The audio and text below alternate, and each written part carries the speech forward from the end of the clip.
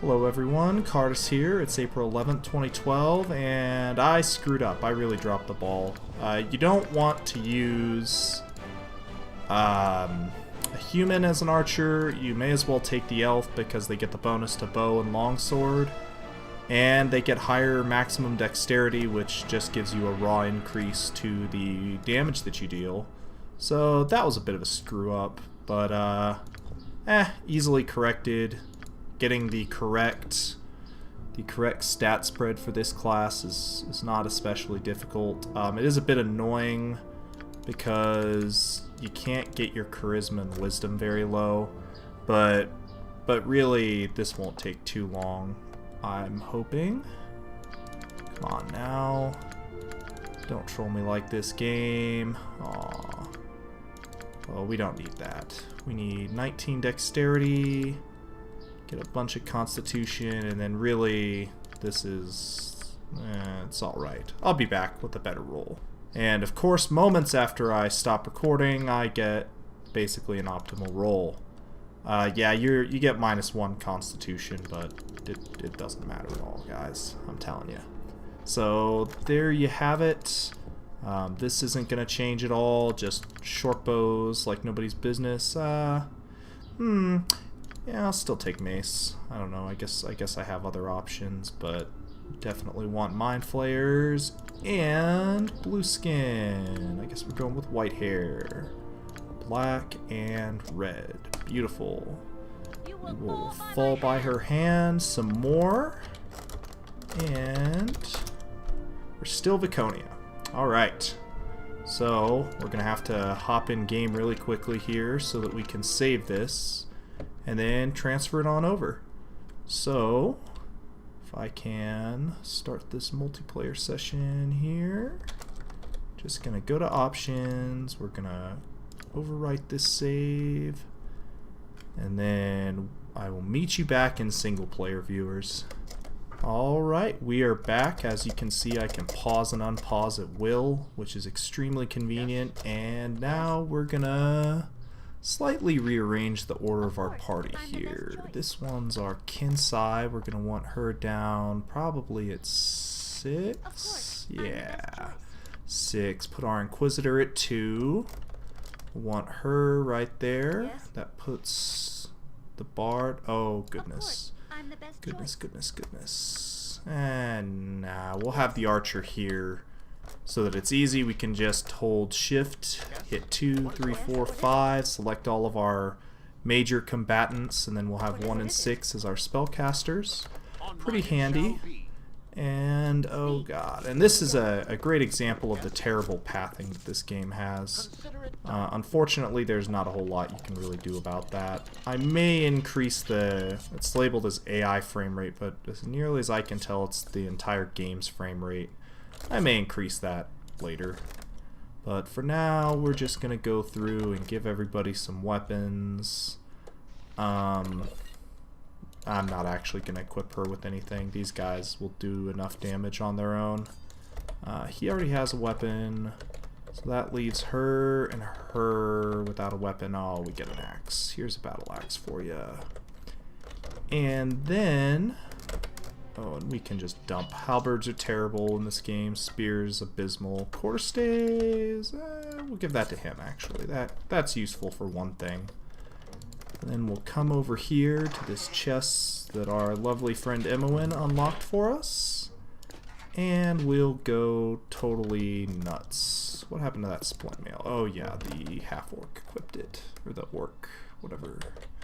Whatever her name is, equipped it. Let's see, I guess we can use a shield. Why not? Shield. What is that? Studded leather? Yeah, that's what he's going to be using for the entirety of the game. She's going to be using the same stuff because she's an archer. And oh, I should just go to the priest spells right away. And I need to turn the contrast down, actually. So let's do that really quickly here. That should be much better, I'm hoping. Oh yeah, that's much better. So, first level cleric spells are all basically trash. I guess you can take a couple levels of Bless. Having 1 or 2 Cure Light Wounds can be alright. Oh, they do get Remove Fear. Yeah, we don't even need that. Really, we don't need that either. So we'll just take a bunch of Remove Fear. Sanctuary's kind of interesting, but it only has a 1-turn duration, so it's kind of weird and buggy. Draw upon Holy Might can be good. It'll increase your strength by 1 point for every 3 caster levels. But meh. At this level especially, slow poison is really convenient. None of these other things. Maybe Hold Person you could make an argument for, so I guess I'll put a single point, but I'm not too worried about that. Holy Smite can be interesting. We've got to watch out for our Thief. Being evil, he will be hit by it, but we're going to take a whole bunch of Remove Paralysis. 2 Remove Paralysis, 1 Cure Disease should be good enough, and that's all we get for that. I don't think... Yeah, she doesn't have any spells yet, but that's fine. And then up here, we're going to have Wizard spells. Mostly Friends, I think. Oh, maybe a level of Identify, since that would be nice. For now, we're gonna max out Knock. Nothing is gonna be casting Fear on us, I don't think. So it just doesn't matter. And 1 level of Haste, definitely good to go there. And that's about it for spells and inventory. Yes, that's all. So let's move right along here. I see no reason to slow down. So first thing you'll notice is we've got a bunch of thief corpses here. Don't mind them. They're just part of the scenery, I guess. Come running in here, and what is that? Imp?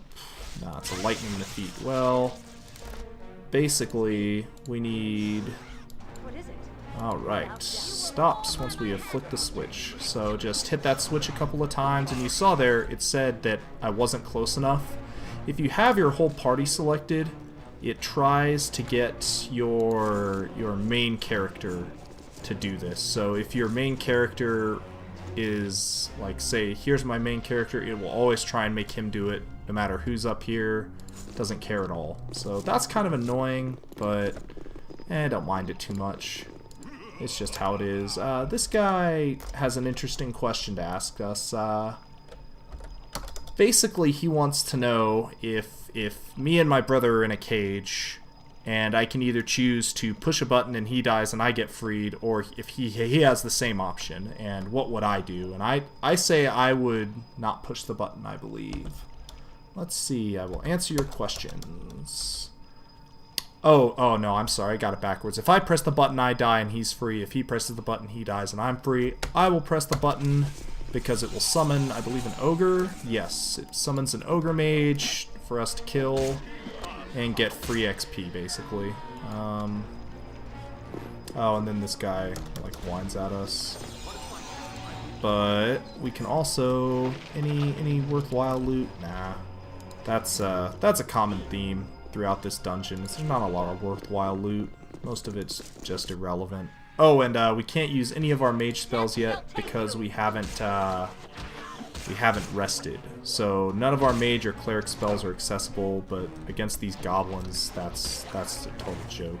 These guys are level 1, and you start Baldur's Gate out at level 7 to 8, depending on your class, and like level 6 in 2 classes. That's unique, isn't it?